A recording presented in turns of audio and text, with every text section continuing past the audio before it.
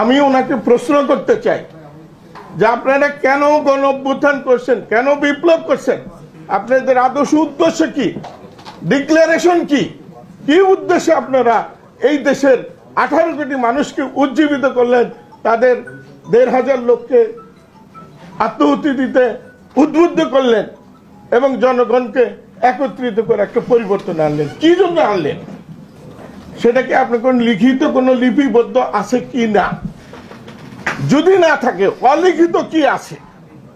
এখন আপনাদের এই যে নেতা যারা, এদের মধ্যে কেউ ছাত্রলীগ ব্যাকগ্রাউন্ড, কেউ ছাত্র শিবির ব্যাকগ্রাউন্ড, কেউ ছাত্রদল ব্যাকগ্রাউন্ড, আপনি নিজের মুখেই বললেন যে নাস্তিক ব্যাকগ্রাউন্ডও আছে, খ্রিস্টান ব্যাকগ্রাউন্ডও আছে। তাহলে এই রাষ্ট্রের কি পরিবর্তন আপনারা চান? আমি বলবো যে এই বিপ্লবের পিছনে যদি ভারত এবং আমেরিকার হস্তক্ষেপ থেকে থাকে, এই বিপ্লব ব্যর্থ হতে বাধ্য। আল্লাহ নিজেই এটাকে ব্যর্থ করে দিবেন। এই বিপ্লব সফল হওয়ার জন্য প্রয়োজন হলো আল্লাহর সাহায্য। এই আল্লাহর সাহায্য নেওয়ার জন্য একদল লোক আপনাদের নিয়োজিত করতে হবে। আপনাদের পিছনে আধ্যাত্মিক শক্তি লাগবে। এখানে 92% লোক মুসলমান, সেখানে আপনাদের সত্য এক হতে হবে। এক একজন যদি এক এক দিকে টানেন, তাহলে আমরা জাতি কি বুঝবো, আমরা জনগণ কি বুঝবো যে কি জন্য এই বিপ্লবটা হলো? আমরা মুসলমান, এখানে ইসলামিক রুল চাই, শরীয়তের আইন চাই। 92% মুসলমান, আমরা এটা বাস্তবায়ন করতে চাই। আমরা তো জান দেই নেই, রক্ত দেই নেই, আমরা আপনার মুখে সাহায্য করেছি, কিন্তু এখনো সাহায্য করতে চাই। কিন্তু আমাদের কাঙ্ক্ষিত লক্ষ্য যাতে অর্জিত হয় সেটা আমরা চাই। 71 সালে আমরা ব্যর্থ একটা স্বাধীনতা দেখেছি, যেখানে যে কনস্টিটিউশন আনছে এটা একটা অবৈধ, 72 সালের সংবিধান একটা অবৈধ সংবিধান। জনগণের কোন ম্যান্ডেট ছিল না, তারা সমাজতন্ত্র, ধর্ম নিরপেক্ষ, ইচ্ছা মতো যা খুশি তাই এখানে ঢুকাইছে। নবী করিম সাল্লাল্লাহু আলাইহি ওয়াসাল্লাম আরবের বুকে তখন যে তৎকালীন পরাশক্তি ছিল, তারা কেউ ইসলামকে পছন্দ করে নাই, গ্রহণ করে নাই। উনি নিজে পারস্য সাম্রাজ্য এবং রোম সাম্রাজ্য, এই দুইটা সাম্রাজ্যকে পরাভূত করে ইসলাম কায়েম করেছেন। উনি কারো সাহায্য নেননি। আমাদের দেশে, আমাদের পৃথিবীতে এখন 4টা সাম্রাজ্য। একটা হলো আমেরিকান সাম্রাজ্য, একটা হলো রাশিয়ান সাম্রাজ্য, একটা চীন সাম্রাজ্য, আর একটা উঠতি ভারত সাম্রাজ্য। সবগুলোই অমুসলিম, তারা ইসলামকে পছন্দ করে না। তারা যৌথভাবে এখন ইসলামকে ঠেকাবার জন্য প্রত্যেকটা দেশে হস্তক্ষেপ করতেছে। প্রত্যেকটা জনগোষ্ঠীর উপরে তাদের ব্যবসা বাণিজ্য চাপিয়ে দিয়ে সেখান থেকে লাভ বের করে আনার চেষ্টা করছে। তাদের অস্ত্র শস্ত্র আছে, বিরাট শক্তি আছে।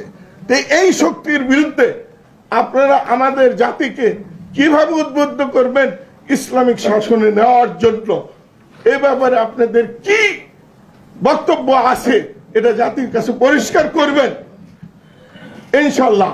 তবে আমি বলবো যে রাসূল সাল্লাল্লাহু আলাইহি ওয়াসাল্লামের যে মূল মন্ত্র ছিল, যেভাবে উনি পারস্য সাম্রাজ্য এবং বিশ্বের রোম সাম্রাজ্যকে পরাভূত করেছিলেন, সেই দিকে আমাদের যাইতে হবে।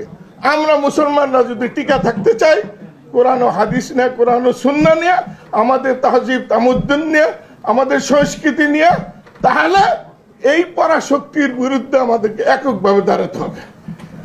আমি বলবো যে এই বিপ্লবের পিছনে যদি ভারত এবং আমেরিকার হস্তক্ষেপ থেকে থাকে, এই বিপ্লব ব্যর্থ হতে বাধ্য। আল্লাহ নিজেই এটাকে ব্যর্থ করে দিবেন। এই বিপ্লব সফল হওয়ার জন্য প্রয়োজন হলো আল্লাহর সাহায্য। এই আল্লাহর সাহায্য নেওয়ার জন্য একদল লোক আপনাদের নিয়োজিত করতে হবে। আপনাদের পিছনে আধ্যাত্মিক শক্তি লাগবে, না হলে আপনি এই পরাশক্তিগুলোকে পরাভূত করে এখানে একটা নিজস্ব স্বতন্ত্র জীবন ব্যবস্থা কাঠামো কায়েম করতে পারবেন না। এটা হলো মূল বক্তব্য। আচ্ছা, এখন আমি 1 মিনিট ভাইয়া যদি দেন তাহলে আমি বলি না। আচ্ছা, এখন হলো মূল জিনিসটা হলো কনস্টিটিউশন। আমরা রাষ্ট্র কিভাবে পরিচালিত করব। আপনারা আমাদেরকে উদ্বুদ্ধ করেছেন, আপনারা বলেন, আমরা আপনাদের সাহায্য সহযোগিতা করব। আমরা তো জান দেই নেই, রক্ত দেই নেই, আমরা আপনার মুখে সাহায্য করেছি, কিন্তু এখনো সাহায্য করতে চাই, কিন্তু আমাদের কাঙ্ক্ষিত লক্ষ্য যাতে অর্জিত হয় সেটা আমরা চাই। ৭১ সালে আমরা ব্যর্থ একটা স্বাধীনতা দেখেছি, যেখানে যে কনস্টিটিউশন আনছে এটা একটা অবৈধ, ৭২ সালের সংবিধান একটা অবৈধ সংবিধান।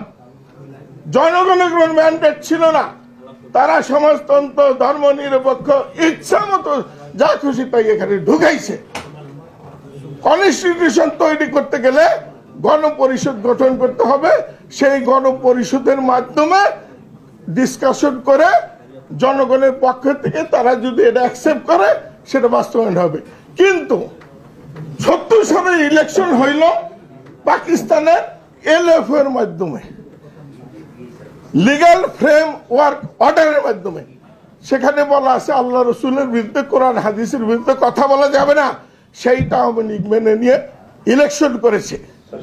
সেইটা যদি না মানতো তাইলে নির্বাচনে তারা জিততে পারতো না। আর তখন তাদের যে নির্বাচনী ম্যানিফেস্টো ছিল সেখানে ধর্ম নিরপেক্ষতা, সমাজতন্ত্র রাখার কোনো প্রভিশন ছিল না। এইটা কেমনে ঢুকলো ৭২ সালের ৪ নভেম্বর? কেমনে ঢুকলো? এইটা সম্পূর্ণ ইলিগাল, অবৈধ হয়েছে। এই কনস্টিটিউশনের কোনো বৈধতা নাই। কাজে এই কনস্টিটিউশন আপনার ছুঁড়ে ফেলে দেন, নতুন কনস্টিটিউশন করেন, নতুন বিপ্লব করেন। আর বিপ্লবে যদি অপারগ হন তাইলে দেশবাসীকে আবার ডাকেন, আবার আমরা বিপ্লব করব। ডিক্লারেশন থাকবে বিপ্লবের মধ্যে, যে বিপ্লবের মাধ্যমে আমরা এই জিনিস অর্জিত করতে চাই, বিপ্লব হওয়ার পরে এগুলো বাস্তবায়ন করব।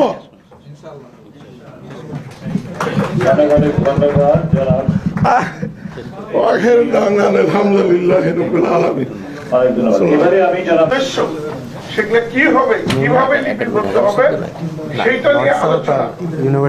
এটা একটা অত্যন্ত গুরুত্বপূর্ণ আলোচনা। আমাকে এই আলোচনায় অংশগ্রহণের এবং কিছু বলার সুযোগ দেওয়াতে আমি আয়োজকদেরকে অত্যন্ত ধন্যবাদ জানাচ্ছি।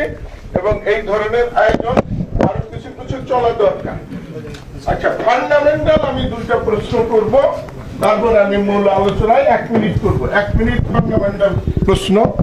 সেগুলো হলো যে আমাদের এখানে যে বিপ্লবটা হইলো বা গণ অভ্যুত্থান হইল, তার একজন নেতা প্রফেসর আসিফ মাহতাবকে আমরা পেয়েছি।